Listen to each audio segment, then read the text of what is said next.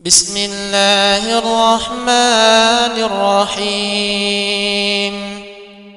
يسبح لله ما في السماوات وما في الأرض الملك القدوس العزيز الحكيم هو الذي بعث في الأميين رسولا منهم يتلو عليهم آياته ويزكيهم ويعلمهم الكتاب والحكمة وإن كانوا من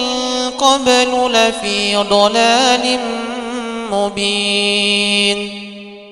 وآخرين منهم لما يلحقوا بهم وهو العزيز الحكيم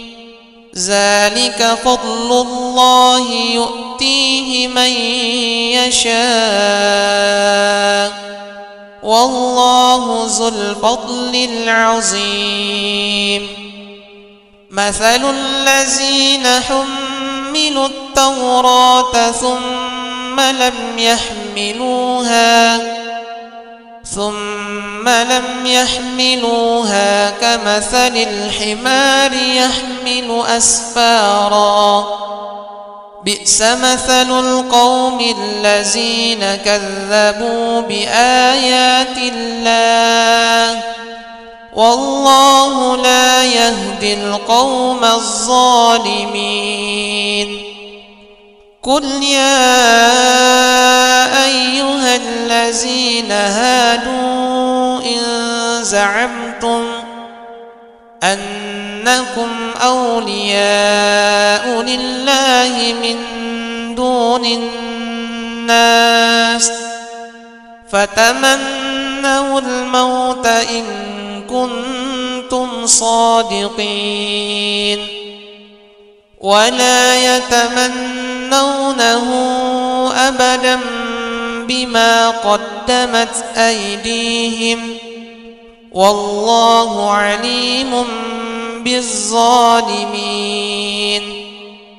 قل إن الموت الذي تفرون منه فإنه ملاقيكم ثم تردون إلى عالم الغيب والشهادة فينبئكم بما كنتم تعملون يا أيها الذين آمنوا إذا نودي للصلاة من يوم الجمعة فاسعوا إلى ذكر الله وذروا البيع ذلكم خير لكم إن كنتم تعلمون فإذا قضيت الصلاة فانتشروا في الأرض وابتغوا من فضل الله واذكروا الله كثيرا لعلكم تفلحون وإذا رأوا تجارة أو لهوا انفضوا إليها وتركوك قائما